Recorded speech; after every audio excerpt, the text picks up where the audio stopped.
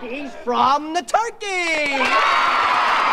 You would feel creepy and full of grief if you ate a steak without any teeth. Teeth should be brushed right and cared for each day. Then they will feel groovy and chew the right way. So brush them to keep them. And remember, it's true. Be true to your teeth, and they won't be false to you! Super Chick, what are you doing tonight? Oh, the Captain and I have a date. Oh, Turkey, the Captain and Super Chick have a date tonight. What are you doing tonight? I don't know. You want to go out for a hamburger? Sure. Great. Give me an order of fries and a chocolate shake. Turkey, put that letter away. But Captain, this is from my nephew. Oh, yeah? He's so cute. He looks just like me. Hey, wait a minute now. Let me get this straight. Either he's cute, Yeah? or he looks like you.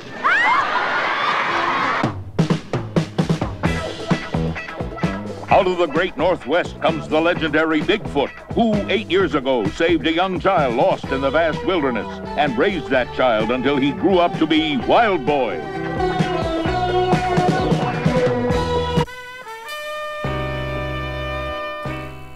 Lucas, a ranger in the forest, hears a strange buzzing noise. He turns around and is suddenly covered by a yellow light. It's a flying saucer, and it's landing in the trees. Shatu, the hawk, is watching Lucas and the saucer. Sensing danger, she flies off to get Bigfoot and Wild Boy. Shatu rushes off, and they follow.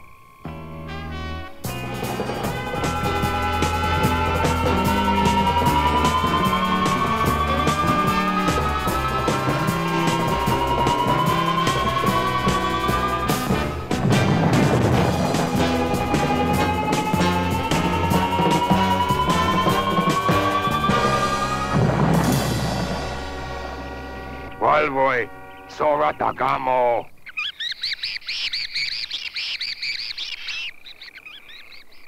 An airplane came down. Let's hurry. Meanwhile, Lucas is approaching the UFO. He stiffens as he sees two tall, unearthly beings. Thotor and Zorad move slowly towards the clearing. Lucas steps back and falls on a twig. Thotor turns and sees Lucas. He must not escape. Lucas tries to get away, but is hit by a ray and engulfed in a yellow cloud, and is frozen in place. Now, Lucas is unfreezing and following the beings with a glazed look in his eyes.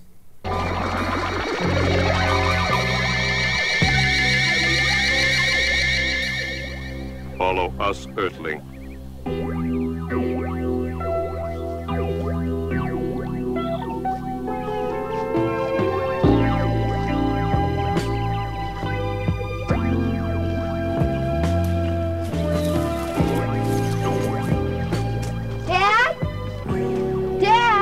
Bigfoot and Wild Boy arrive on the scene and stalk Lucas's footprints to the base of the tree.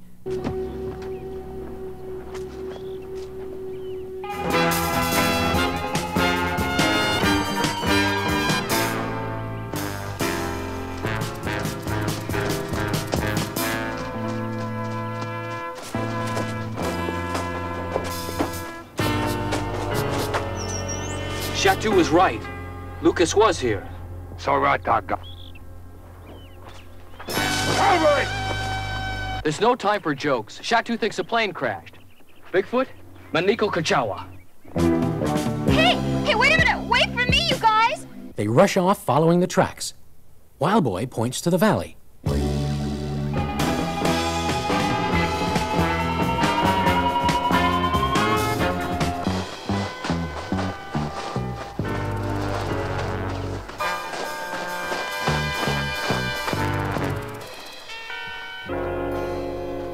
There's Lucas. They see Lucas stiffly walking across the floor of the canyon below, toward the cave entrance. Suddenly, Thotor and Zorad come out of the cave to escort him in. La cara Noma. I know. Who are those creatures? Let's get closer.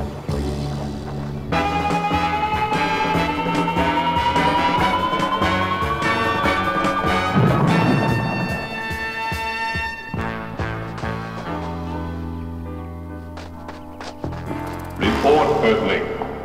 The minerals you seek are at the bottom of Lake Timberlane. Good. We will need human slaves to begin mining immediately. Slaves? With this planet as a mineral supply, we can easily dominate the entire galaxy. We've got to stop them. Talaka, Tambo. Good idea. You hide and I'll get them to come out. So there you are. Here I come. She jumps down the slope, slipping and sliding. Thotor and Zorad hear the noise and take Lucas out through the back of the cave. Hi there. Susie! Dad! Susie! Dad? Take him. Wild Boy jumps out from behind the cave. Zorad points his hand at him and suddenly, Wild Boy is engulfed by a yellow cloud and is frozen in place. Susie screams and backs away, but they see her.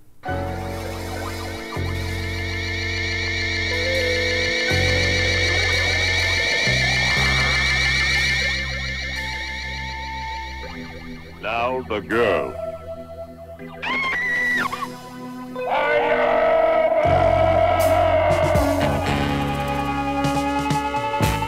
Now, Bigfoot is angry.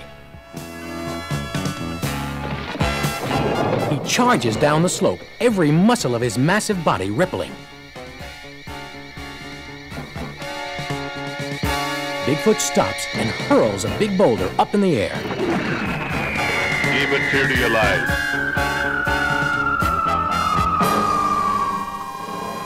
That did it. Thotor and Zorad disappear. Lucas collapses, and Wild Boy is recovering, and Susie runs to her father. Dad, are you all right? Dad! Have to hurry. They're going to make slaves of everyone at the ranger station. Then we've got to stop them before they destroy the lake. But Dad, you're hurt. Hurry! They must be stopped. What does Lucas have on the back of his neck? It's a pulsating green disc. And there's Thotor and Zorad hiding behind the boulder.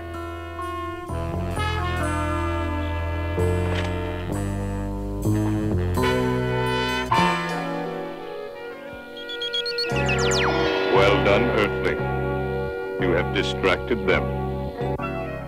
They will be back, and they must be stopped now. There is a place. Lucas is still in their power.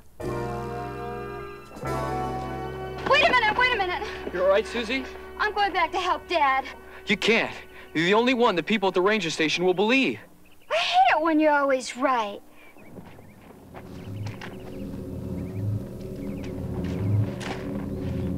Now, Zorad. Zorad points to a giant bulldozer. It roars its engine and starts, but no one is driving it. It's heading for Bigfoot and Wild Boy.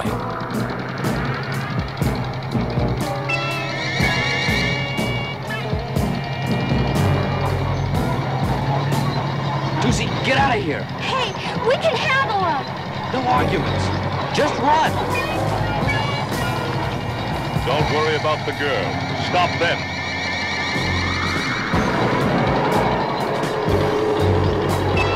Washe, Bigfoot. Wanatamba. Washe, Bigfoot, Wanatamba. Now, Bigfoot, now. The bulldozer is now running toward Wild Boy, forcing him back up against the wall of the canyon. Bigfoot is angry. He leaps into the air and lands beside Wild Boy. Now, they are both up against the wall as the bulldozer comes charging.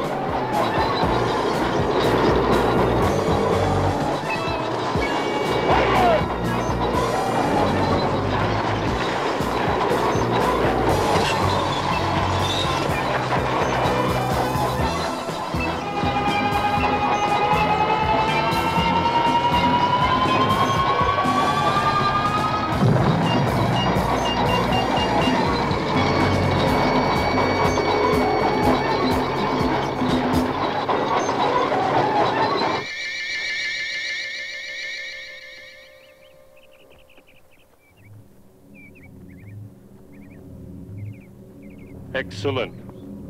Now to get the girl and complete our mission.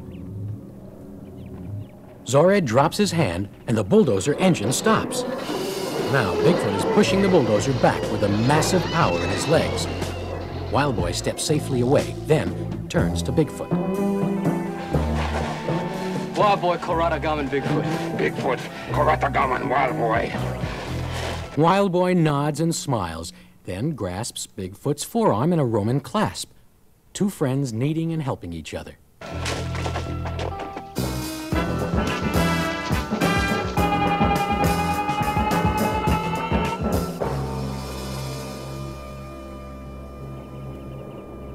Ramak, Tela, Lake. I know, and they think they've stopped us. So now we have the advantage. They look to the water and see a diver in a wetsuit. He hands a burlap sack of ore to a man and a woman, who pass it stiffly to each other. They are both wearing pulsating green discs on the back of their necks. Finally, they pass the bag to Lucas, then to Susie, who drags it over to a pile of sacks where Thothor and Zorad stand. This is the way they are going to get the minerals. Kromtak Monte, Susie. You're right. And somehow they control them all.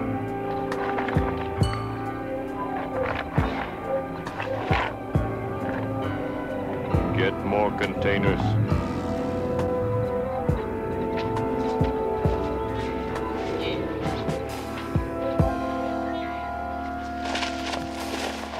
Susie?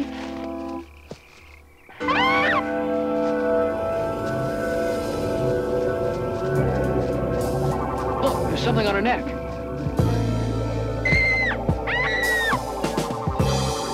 Wild Boy decides to try to get to Susie. If he can only get the green disc from her neck, the spell will be broken. Oh, but look what's happening. Thothor and Zorad see them. They are engulfing and freezing them in big yellow clouds.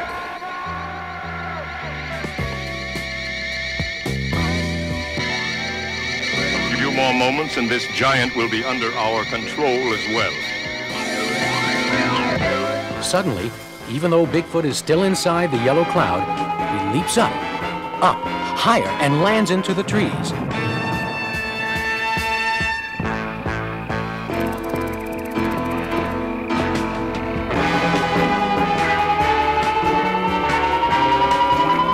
No, leave him for now. We must get back to our work. Lucas, Zorad, and the others follow back towards the lake. Susie hesitates. Now, girl. Yes, Master. It is nighttime at the campsite. Thothor and Wild Boy are talking.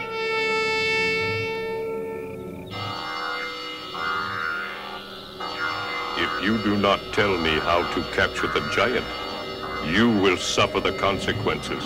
No one can capture Bigfoot. You say that because he is your friend. I say that because he is Bigfoot. We shall see. Everyone will sleep, except the ranger. You will stand guard and alert us if the giant comes back. Lucas nods and stiffly walks off. What's happening to Susie? The disc on her neck is not green. It's dark. Its wires are disconnected. Slowly, her eyes open. She looks at her father and the others. She quickly shoves a blanket into her bedroll, making believe that she is still in it, and slips off into the woods.